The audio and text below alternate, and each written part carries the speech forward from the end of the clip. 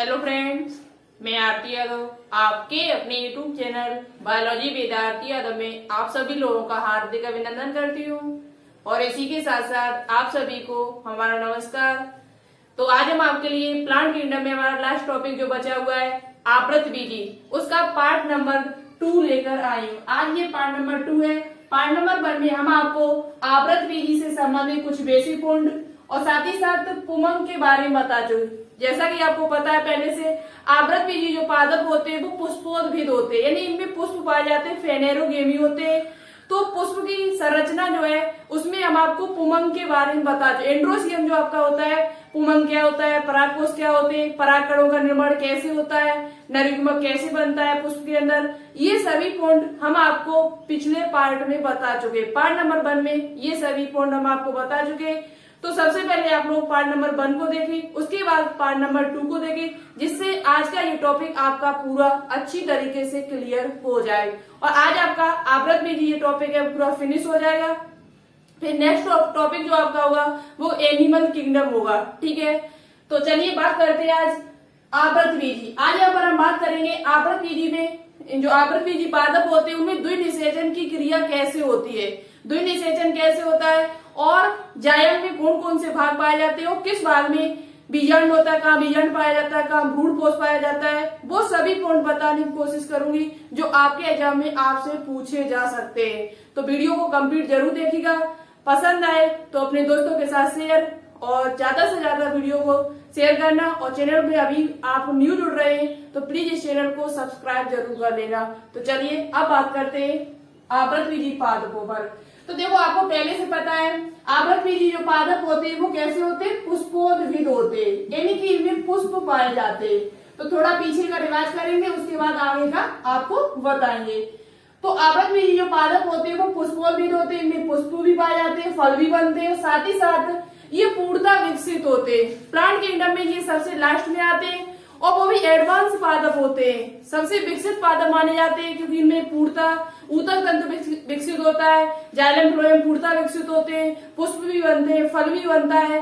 तो इसका मतलब है ये सबसे एडवांस पादप कहे जाते हैं और ये पादप वर्ग का सबसे यानी कि प्लांट किंगडम में देखा जाए तो सबसे बड़ा वर्ग भी माना जाता है। ठीक है, तो आवृतबीजी जो पादप होते हैं उनमें पुष्पोद्भिद में कहे जाते हैं, यानी कि इनको फेनेरोगेमी कहते हैं। क्या कहते हैं? फेनेरोगेमी कहते हैं। साथ ही साथ पुष्प जो होता है वो उसे 4 चक्रों में कल हमने यानी पिछली वीडियो में हमने 4 चक्रों में बांटा हुआ था। पुष्प में 4 चक्र पाए जाते हैं। सबसे पहला आपका वहादल, फिर दल, फिर उसके बाद पुमंग और पुमंग के बाद फिर बीच वाला जो हिस्सा होता है उसे कहते हैं जायांग। ठीक है, तो हमने यहाँ पर आपको पुमंग के बारे में बता दिया था।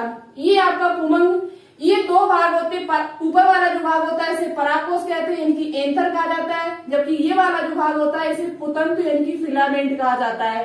और परागकोश और पुतंतु ये दोनों ही जब मिल जाते हैं तो इसे क्या कहा जाता है, पुंकेसर कहा जाता है। और जब बहुत सारे पुंकेसर इकट्ठे होते हैं तब वहां पर पुमंग बन के तैयार होता है। जब बहुत सारे पुंकेसर इकट्ठे होते हैं किसी पुष्प में जब पाए जाते हैं तो उसे क्या कहते हैं, पुमंग कहते हैं। और ये जो पुष्प का यदि नर भाग आपसे पूछा जाए, पुष्प का नर भाग क्या होता है, तो पुष्प का जो नर भाग होता है वो आपका उसे क्या कहा जाता है, उसे कहा जाता है पुमंग। क्या कहा जाता है? पुमंग कहा जाता है, यानी कि क्या कहा जाता है, एंड्रोसियम कहा जाता है। तो इसके बारे में हम आपको पिछली वीडियो में बता चुके हैं। और लघु बीजाणुधानी कहाँ पाई जाती है, लघु बीजाणु का निर्माण कैसे होता है, कितने विभाजन होते हैं, ये चीज हम आपको पिछली वीडियो में बता चुकी हूँ। ठीक है, तो ऊपर वाला भाग को परागकोश कहते हैं, इसे पुतंतु कहा जाता है। और ये दोनों जब आपस में मिलते हैं, जब ये दोनों को हम पुंकेसर कहते हैं। पुंकेसर के अंतर्गत परागकोश और पुतंतु आता है। ठीक है, फिलामेंट आता है।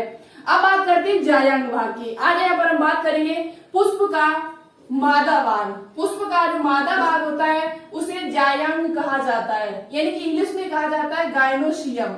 यह फीमेल रिप्रोडक्टिव ऑर्गन होता है, यानी कि मादा जननांग कहा जाता है। बहुत ही अच्छा क्वेश्चन यहाँ से पूछा जाता है कि पुष्प का मादा भाग कौन सा है, क्या कहा जाता है उसे, तो पुष्प के मादा भाग को जायांग कहा जाता है, गायनोसियम कहा जाता है।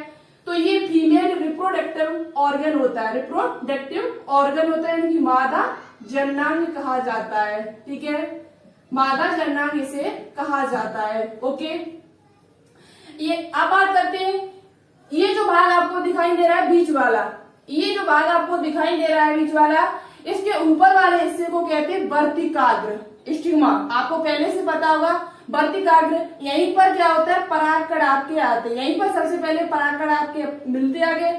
तो अभी हम आपको बताएंगे कि द्विनिषेचन की क्रिया कैसे होती है, द्विनिषेचन की क्रिया इनमें कैसे होती है, किस प्रकार से होती है, ये भी हम आपको आगे बताएंगे चल के, बहुत ही इंपॉर्टेंट है। उसके बाद जो नीचे वाला हिस्सा है बीच वाला जो आपको दिखाई दे रहा है, इसे कहा जाता है वर्तिका यानी कि स्टाइल। और जो बीच वाला आपको फूला हुआ भाग दिखाई दे रहा है, इसे कहा जाता है ओवरी। क्या कहा जाता है? ओवरी यानी कि अंडाशय। इस यहाँ से लेकर यहाँ तक के जो भाग यानी कि एक अंडा, जायक भाग में कई अंडक होते हैं, ठीक है। अंडक, बहुत सारे अंडक, जो एक से अधिक अंडक मिल जाते हैं तो उसे कहा जाता है जायांग। क्या कहा जाता है? जायांग। तो ये ओवरी है और इसके भीतर वाला जो आपको भाग दिखाई दे रहा है, ये वाला भाग, इसे कहा जाता है बीजांड। और बीजांड ही बीज में परिवर्तित होता है, बीजांड ही आपका किसमें परिवर्तित होता है? तो बीज में परिवर्तित होता है। हम आपको ये भी बताएंगे निषेचन के पश्चात बीजांड किसमें परिवर्तित होता है, अंडाशय किसमें, और अंडाशय व्यक्ति किसमें परिवर्तित होती है, ये भी हम आपको इस वीडियो में पूरा बता देंगे, ठीक है। तो चलिए अब बात करते हैं, यहाँ से देखो ये मादा जननांग भाग है, ये पॉइंट क्लियर हुआ हमारा, ठीक है।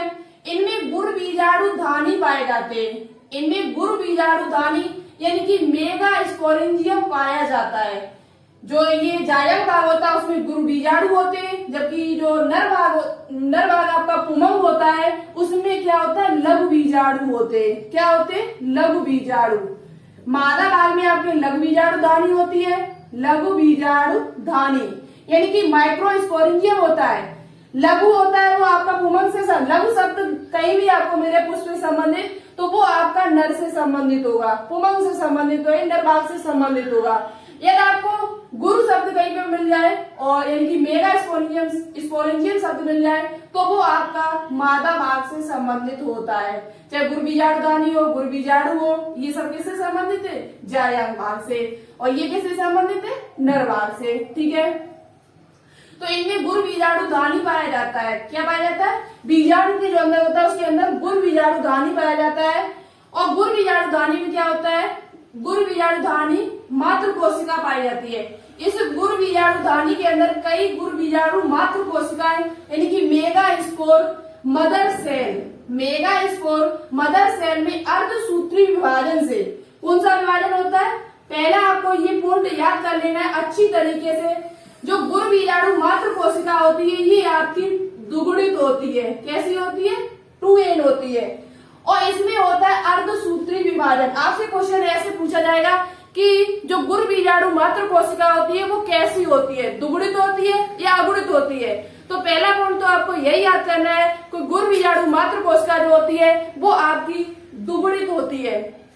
दूसरा क्वेश्चन आपसे ये पूछा जाएगा कि गुण बीजाणु मातृ कोशिका जो होती है उसमें कौन सा विभाजन होता है? सबसे पहले अर्धसूत्री विभाजन या समसूत्री विभाजन या असूत्री विभाजन? तो आपको याद कर लेना है कि गुण बीजाणु मातृ कोशिका जो होती है, मेगा स्पोर मदर सेल जो होती है, उसमें अर्धसूत्री विभाजन होता है। क्या होता है? अर्धसूत्री विभाजन होता है। कौन सा? मियोसिस की क्रिया होती है, जिससे क्या होता है? 4 अगुणित गुण बीजाणु का निर्माण होता है। 4 अगुणित, कितनी?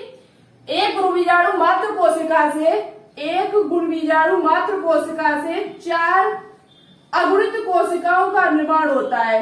4 अगुणित गुण बीजाणु कोशिकाओं का निर्माण होता है। 4 अगुणित गुण बीजाणु कैसी होती है? अगुणित होती है। वो भी कितनी? 4 अगुणित गुण बीजाणु का निर्माण होता है किससे? एक अगुणित मातृ कोशिका से। यदि अर्धसूत्री विभाजन होगा तो इनका जो डीएनए, गुणसूत्र जो डीएनए होगा वो अलग आधा आधा हो जाएगा, ठीक है। और वो भी कितनी? 4 बनेंगी, ठीक है, जिसमें से 3 नष्ट हो जाती हैं और एक क्रियात्मक गुरु बीजाणु शेष बचता है। आपसे क्वेश्चन पूछा जा सकता है कि गुरु बीजाणु मातृ कोशिका में अर्धसूत्री विभाजन से कितनी कोशिकाएं बनती है? तो 4 कोशिकाएं बनती है। 4 में कितनी नष्ट हो जाती है? तो 4 में 3 कोशिकाएं नष्ट हो जाती हैं और एक कोशिका आपकी शेष बचती है। तो 3 कोशिकाएं जो आपकी होती है वो नष्ट हो जाती है, एक कोशिका ही आपकी शेष बचती है, वो ही क्रिया करती है आगे चल के। वही आपकी आगे करके क्या करती है, क्रिया करती है। ठीक है, तो इतने पॉइंट आपको समझ में आएंगे। सबसे पहला पॉइंट आपको याद कर लेना है कि बीजांड के गुरु बीजाणु दानी के अंदर ही गुरु बीजाणु मात्र कोशिका पाई जाती है जो दुगुणित होती है। इसमें अर्धसूत्री विभाजन होता है जिससे क्या होता है, 4 अगुणित गुरु बीजाणु का निर्माण होता है और जो गुरु बीजाणु बनते हैं वो आपके अगुणित होते हैं, इनकी हैप्लॉइड होते हैं। फिर क्या होता है, जिनमें 3 नष्ट हो जाती है, 3 कोशिकाएं जो होती है आपकी वो नष्ट हो जाती हैं और एक क्रियात्मक गुरु बीजाणु शेष बचता है। अब यही गुरु बीजाणु जो होगा, जो बचा हुआ है, एक कोशिका जो हमारी बची हुई है, वही उसमें फिर समसूत्री विभाजन होगा।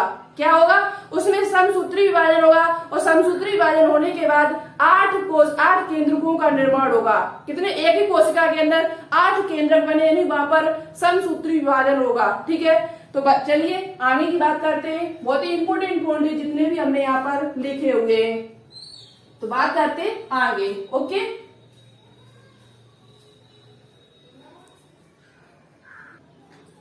तो देखिएगा आपको इतनी बात समझ में आ चुकी है कि जो गुरु बीजाणु दानी होती है उसमें गुरु बीजाणु मात्र कोशिका पाई जाती है, जिनमें क्या होता है, अर्धसूत्री विभाजन होता है, जिससे क्या होता है, एक कोशिका से 4 कोशिकाओं का निर्माण होता है, 4 अगुणित गुरु बीजाणु का निर्माण होता है, जिसमें से आपकी 4 कोशिकाओं में 3 कोशिकाएं नष्ट हो जाती है, एक कोशिका आपकी क्रियात्मक बचती है, से जो क्रिया करती है आगे चल के, जो आपके लैंगिक जनन में सहायक होती है। तो देखो ये जो गुरु बीजाणु दानी होती है उसे हम बीजांड भी कह सकते हैं। क्या कह सकते हैं, बीजांड भी कह सकते हैं। ठीक है, तो आगे बात करते हैं। तो देखिएगा इतनी बात आपकी समझ में आती है। ये गुरु बीजाणु दानी होती है उसे हम बीजांड ओवियोल भी कह सकते हैं। ठीक है, तो इसी के अंदर आपकी गुरु बीजाणु दानी पाई जाती है। अब बात करेंगे कि जो गुरु बीजाणु बचा हमारा है, यानी कि जो अगुणित एक क्रियात्मक गुरु बीजाणु बचा है, उसमें समसूत्री विभाजन होगा, माइटोसिस होगा। माइटोसिस होने के बाद 3 बार माइटोसिस की क्रिया होती है। कितनी बार, 3 बार।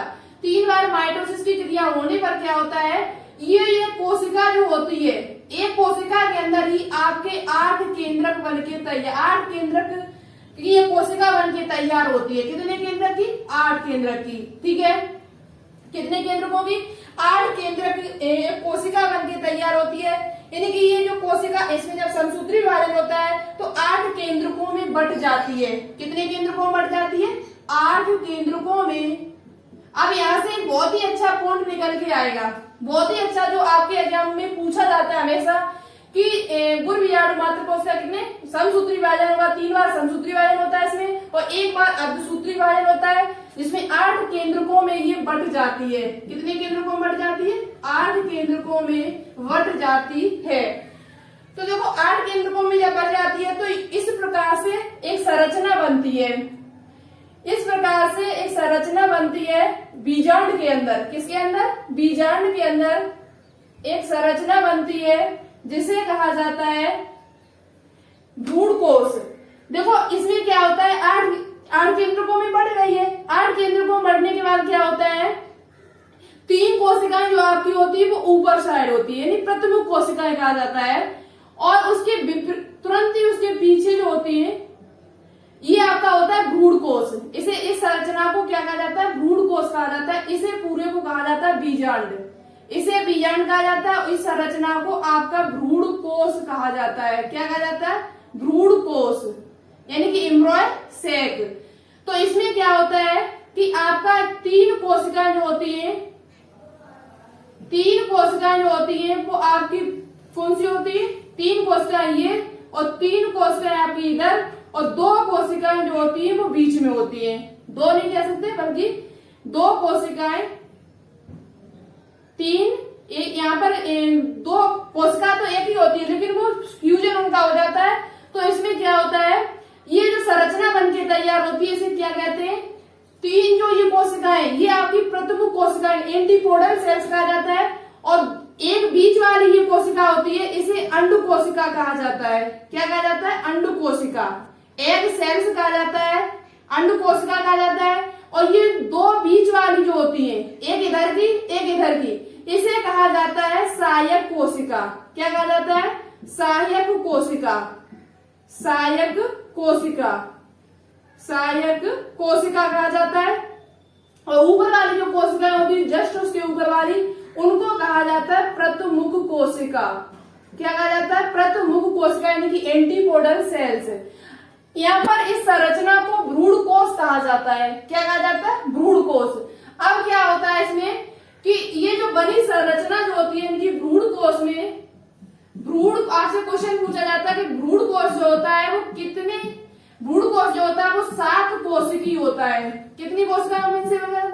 7 कोशिकीय होता है और 8 केंद्रकीय होता है। ये क्वेश्चन आपसे पूछा जाता है एग्जाम में, कई बार पूछा भी है, पूछा भी जाएगा आगे।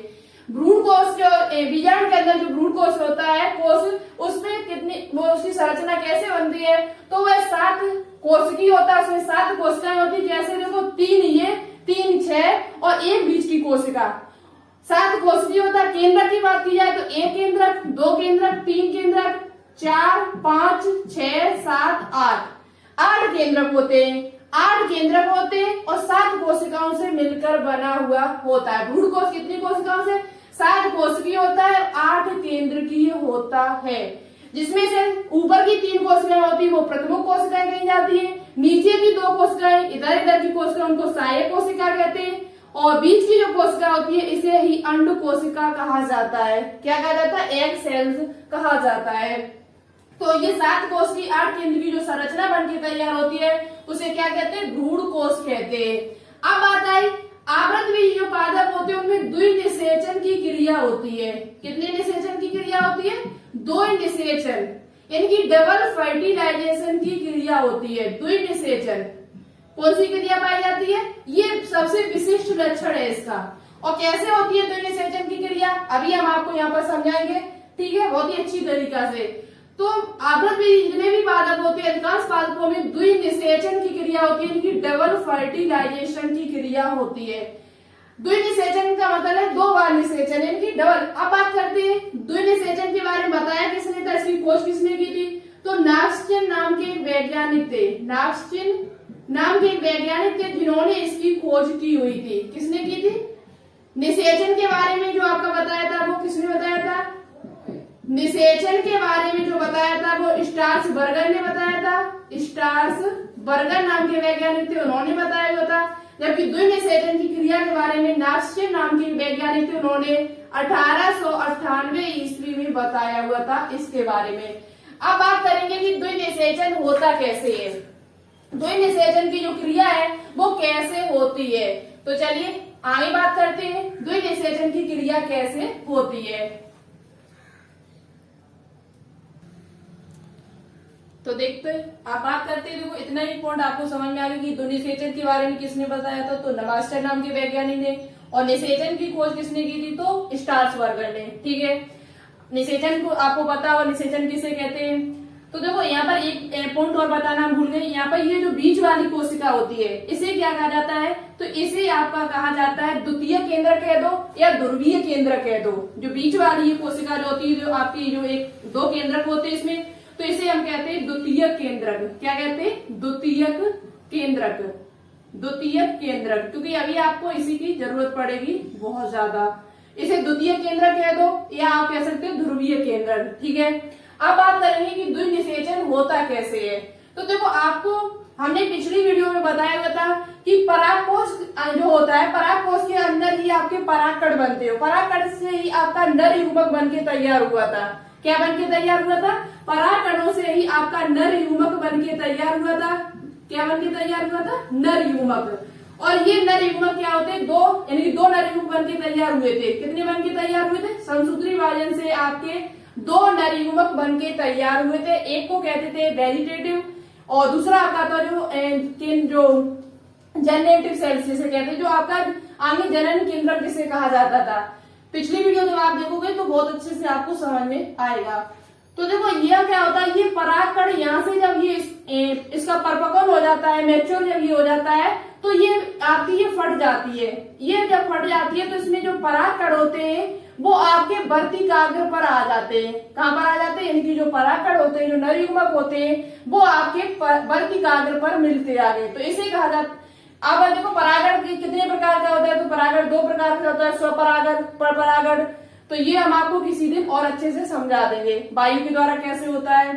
तो यहाँ पर आप ओनली इतना समझ लो कि परागकोश के अंदर जो नर युग्मक बन के तैयार हुए वो आपके वर्तिकाग्र पर आते हैं, और वर्तिकाग्र पर आने के बाद क्या होता है, 2 नर युग्मक होते हैं। कितने होते हैं? 2। एक जो होता है वो आपका जनन होता है, जनन के अंदर जनन सेल होती है। दूसरी जो होती है वो आपकी ट्यूब, पोलन ट्यूब कह सकते हैं उसे। एक कोशिका जो आपकी होती है वो पोलन ट्यूब का निर्माण करती है। किसका निर्माण करती है? एक कोशिका जो होती है आपकी वो किसका निर्माण करती है? पोलन ट्यूब का निर्माण करती है। पोलन ट्यूब का निर्माण करती है। जो पोलन ट्यूब क्या होती है वो आपके परागनलिका जो होती है वो सीधी आपकी यहाँ पर इस बीजांड के अंदर प्रवेश हो जाती है। किसके अंदर? बीजांड के अंदर प्रवेश हो जाती है। तो 2 जो नर युग्मक आ रहे हैं, जो जनन केंद्रक वाली जो कोशिका है, जनन जो जनरेटिव सेल्स हमारी है, वो आपकी किससे मिलेगी आगे? जो आपका एक कोशिका जो होगी जनन केंद्रक वाली जो कोशिका वो अंडु कोशिका से मिलेगी आगे। किससे मिलेगी आगे? अंडु कोशिका से। अंडु कोशिका से मिलेगी। तो ये जब अंडु कोशिका से मिलेगी आगे तो ये क्या करेगी आगे? अंडु कोशिका से मिलने के बाद जब दोनों में निषेचन की क्रिया होगी तो एक बार निषेचन हुआ तो युग्मनज का निर्माण होगा। किसका निर्माण होगा? युग्मनज का। युग्मनज का निर्माण होगा।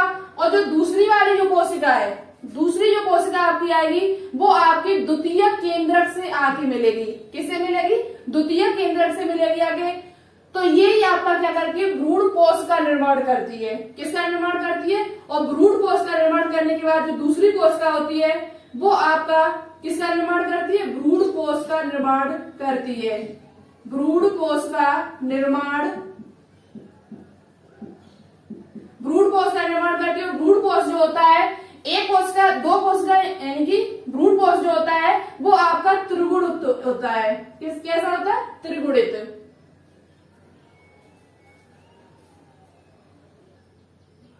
तो देखो यहाँ से हम आपको एक चीज क्लियर कर दिया अच्छी तरीके से। ये जब परागकोश इससे परागकण यहाँ पर आएंगे तो एक परागकण आपका ट्यूब यानी कि परागनलिका का निर्माण होगा, और परागनलिका के निर्माण यानी 2 नर युग्मक आ रहे हैं यहाँ पर। कितने नर युग्मक बने थे? 2। समसूत्री विभाजन से 2 नर युग्मक बने थे। एक जो युग्मक होगा, एक युग्मक जो होगा नर युग्मक वो अंड कोशिका से संलग्न होगा, यानी एक जो नर युग्मक होगा वो अंड कोशिका से मिलेगा आके। किस कोशिका से? जो अंड कोशिका बीच में जो आपको दिखाई दे रही 2 सहायक कोशिकाओं के बीच में, इस कोशिका से इसका फ्यूजन होगा, इसका इससे फ्यूजन होगा। तो ये जब मिलेगा तो युग्मनज का निर्माण होगा, यानी जायगोट का निर्माण होगा। और जो दूसरा नर युग्मक है, दूसरा जो नर युग्मक है वो आपका जो द्वितीय केंद्रक है, जो ध्रुवीय केंद्रक है, उससे उसका संलयन होगा। उससे जब ये संलयन करेगा तो क्या करता है? ये प्राथमिक भ्रूण कोश का निर्माण करता है। यहाँ पर हम आपको भ्रूण कोश बता रहे थे, यहाँ पर ये होगा प्राथमिक भ्रूण कोश। क्या होगा? प्राथमिक यानी कि प्राइमरी एंडोस्पर्म न्यूक्लियस। प्राथमिक जो आपका दूसरा नर युग्मक जो होता है, दूसरा नर युग्मक जब इस ध्रुवीय केंद्रक से मिलेगा आके तो ये क्या करेगा? प्राथमिक भ्रूण कोश का निर्माण करेगा। प्राथमिक भ्रूण कोश, भ्रूण, और इस भ्रूण कोश का मतलब क्या होता है? तो ये भ्रूण कोश क्या करता है? इसको पोषण प्रदान करता है। जो बीजांड ये बनके जो तैयार होता है, जो कोशिकाएं अंड कोशिकाएं युग्मनज बनाई है, इस भ्रूण को ये क्या करता है? पोषण प्रदान करता है। तो ये जो दूसरा नर युग्मक जो होगा आपका, दूसरा जो नर युग्मक है वो द्वितीय केंद्रक से मिलेगा आके। किससे मिलेगा आके? द्वितीय केंद्रक से। इसका जो संलयन होगा वो द्वितीय केंद्रक से होगा। किससे होगा? द्वितीय केंद्रक से। जब इसका संलयन होगा तो ये प्राथमिक भ्रूण कोश का निर्माण करता है। किसका निर्माण करता है? प्राथमिक भ्रूण कोश केंद्रक का निर्माण करता है। केंद्रक का निर्माण करता है। और ये आपका जो होता है प्राथमिक भ्रूण कोश, ये विभाजित होकर, केंद्रक इसका विभाजित होकर तो ये क्या करता है? त्रिगुणित बन जाता है। ये जो बन के संरचना जो तैयार से कहा जाता है त्रिगुणित। तो आपसे क्वेश्चन ऐसे पूछा जाता है कि भ्रूण कोश कैसा होता है? त्रिगुणित होता है या दुगुणित होता है? तो ये त्रिगुणित होता है। क्यों? क्योंकि एक तो 2 पहले थे आपकी, 2 यहाँ पे 2 केंद्रक थे पहले, और एक केंद्रक और आपका मिला के नर युग्मक, तो कितने हो गए? 3।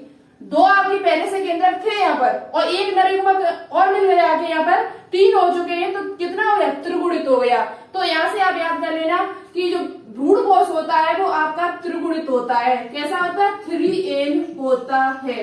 तो इतनी पॉइंट आपको अच्छे समझ। तो इस क्रिया को हम द्विनिषेचन कहते हैं। क्या कितनी बार निषेचन हुआ? 2 बार, क्योंकि एक नरयुग्मक जो हुआ वो अंडकोशिका से फ्यूजन हुआ उसका, और दूसरा जो नरयुग्मक आया वो द्वितीय केंद्रक से मिला के। तो इस प्रकार से आपके 2 बार निषेचन की क्रिया हुई।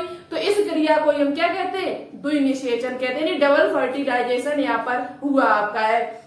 अब बात करेंगे कि निषेचन के बाद इनमें परिवर्तन, जो बीजांड होता है वो किसमें परिवर्तित हो जाता है, और जो फल होता है वो किसमें यानी फल कैसे बनता है, अंडाशय किसमें परिवर्तित हो जाता है, ये बात हम करेंगे। तो इतनी पॉइंट आपको समझ में आ चुके होंगे कि द्विनिषेचन की क्रिया कैसे होती है, और जो आपका प्राथमिक भ्रूण कोष बन के तैयार होता है वो कैसा होता है। तो वो त्रिगुणित होता है। कैसा होता है? त्रिगुणित होता है, यानी कि 3n होता है, क्योंकि 2 पहले से थे केंद्रक और एक केंद्रक और उसका संलयन एक नरयुग्मक और मिला के उससे, तो कितने हो गए? 3। इस प्रकार से ये त्रिगुणित बन जाता है और इसका काम होता है पोषण प्रदान करना। क्या प्रदान करना? पोषण प्रदान करना। अब बात करते हैं आगे। तो देखो इतना पॉइंट आपको अच्छे समझ में आ चुका है कि प्राथमिक भ्रूण के कोष केंद्र जो बन के तैयार हुआ है, जब नरयुग्मक दूसरे द्वितीय केंद्र जो ध्रुवीय केंद्र यानी कि पोलर न्यूक्लियाई जिसे कहा जाता है, बीच वाला जो आपका केंद्र जो बना हुआ था, यानी कि 3 कोशिकाएं आपकी ऊपर थी और 3 कोशिकाएं आपकी नीचे थी, और बीच में जो 2 कोशिकाएं थी इनको हम पोलर न्यूक्लियाई कहते हैं, ध्रुवीय केंद्र कहते हैं। तो ये जो आपके होते हैं वो दुगुणित होता है। कैसा होता है? दुगुणित होता है। और जब एक नरयुग्मक जब आपका दूसरा जो आता है, जब उसमें संलयन होता है आके, तो ये त्रिगुणित हो जाता है, और त्रिगुणित बनने के बाद ये प्राथमिक भ्रूण पोष केंद्र का निर्माण करता है। किसका निर्माण करता है? प्राथमिक भ्रूण पोष केंद्र, यानी कि प्राइमरी एंडोस्पर्म न्यूक्लियस आपका बन के तैयार होता है, और ये विभाजित होकर भ्रूण कोष का निर्माण कर लेता है। किसका निर्माण हो जाता है फिर? भ्रूण कोष, यानी कि एंडोस्पर्म का निर्माण होता है, जो आपका त्रिगुणित होता है। कैसा होता है? 3n होता है। और जो पोलर न्यूक्लियाई होते हैं, जो ध्रुवीय केंद्र यानी द्वितीय केंद्र जिसे कह सकते हैं, वो आपका कैसा होता है? n+n होता है। n+n यानी दुगुणित होता है। ठीक है। ये जो कोशिकाएं होती है इनको प्रतिमुख कोशिकाएं यानी कि एंटीपोडल सेल्स कहा जाता है, और जो 2 ये होती है इनको सहायक कहा जाता है। क्या कहा जाता है? सहायक कोशिका। और ये बीच वाली जो होती है इसे क्या कहा जाता है? अंड कोशिका। क्या कहते हैं? अंड कोशिका। अब आपको अच्छे से समझ में आ गया होगा। बीच की जो कोशिका होती है इसे अंड कोशिका कहा जाता है, और ये जो ऊपर वाली होती है इनको प्रतिमुख कोशिका कहा जाता है। क्या कहा जाता है? प्रतिमुख कोशिका, एंटीपोडल सेल कहा जाता है। प्रतिमुख कोशिका। ये जो होती है इसे सहायक कोशिका कहा जाता है, नीचे वाली। तो एक जो नरयुग्मक होता है वो अंड कोशिका से संलयित होता है, तो यूग्मनज का निर्माण होता है, और दूसरा नरयुग्मक जो होता है वो आपका ध्रुवीय केंद्र से संलयित होता है, तो आपका क्या बन के तैयार होता है? प्राथमिक भ्रूण कोष केंद्र यानी विभाजित बनता है, और ये विभाजित होकर भ्रूण कोष का निर्माण करता है, जो क्या करता है? ये भ्रूण को पोषण प्रदान करने का काम करता है। तो ये आपका कैसा होता है? त्रिगुणित होता है। कैसा होता है? त्रिगुणित। तो ये पॉइंट आप लोग अच्छे से याद कर लेना। आपसे पूछा जा सकता है कि भ्रूण कोष कैसा होता है, तो भ्रूण कोष जो होता है वो त्रिगुणित होता है। तो इस प्रकार से द्विनिषेचन की क्रिया आपकी होती है। अब बात करते हैं निषेचन के बाद पुष्प में होने वाले परिवर्तन। कुछ निषेचन की जब क्रिया हो जाती है, फर्टिलाइजेशन की जब क्रिया हो जाती है, द्विनिषेचन की क्रिया जब हो जाती है, तो क्या किसमें चेंज हो जाता है? तो जो उसके अंदर जो बीजांड होता है, जो बीजांड आपका ओव्यूल होता है, वो आपका बीज में परिवर्तित हो जाता है। किसमें? यानी सीड में परिवर्तित हो जाता है। जो बीजांड द्वार होता है वो आपके बीज द्वार में परिवर्तित हो जाता है। जो अंड कोशिका होती है वो भ्रूण में बदल जाती है, और जो अंडाशय जो आपका होता है वो फल में बदल जाता है। अंडाशय जो होता है आपका जायंट के अंदर जो अंडाशय पाया जाता है वो आपका किसमें बदल जाता है? फल में परिवर्तित हो जाता है। ये क्वेश्चन आपके लिए वेरी वेरी इंपॉर्टेंट है। ये सीपी नेट में पूछा हुआ क्वेश्चन है। और अंडाशय वित्ती जो होती है वो फल वित्ती में बदल जाती है। अंडाशय जो वित्ती होती है वो आपकी फल वित्ती में बदल जाती है। फल वित्ती में अंडाशय जो होता है वो फल में बदल जाता है, अंड कोशिका वो भ्रूण में बदल जाती है। बीजांड द्वार जो है आपका बीज द्वार में बदल जाता है, और बीजांड जो होता है वो आपका बीज में बदल जाता है। तो ये आपका हुआ आवृतबीजी पादपों में द्विनिषेचन की क्रिया।